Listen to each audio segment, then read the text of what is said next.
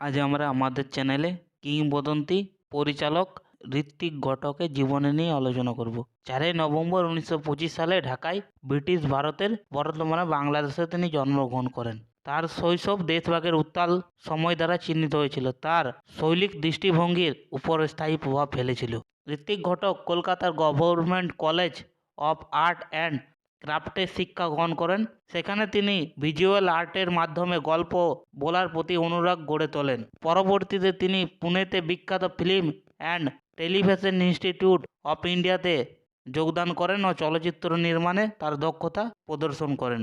ঘটকের চলচ্চিত্রগুলি মানুষের আবেগ, সামাজিক, রাজনৈতিক বিষয় তার শিকড়ের সাথে গভীর সংযোগের জন্য তাদের অন্বেষণের জন্য পরিচিত। তার উল্লেখযোগ্য কাজের মধ্যে রয়েছে মেঘে ঢাকা তারা, সুবর্ণরেখা, অযান্ত্রিক। ঘটকের স্বতন্ত্র শৈলী তাকে একজন লেখকের উপাধি দিয়েছিল।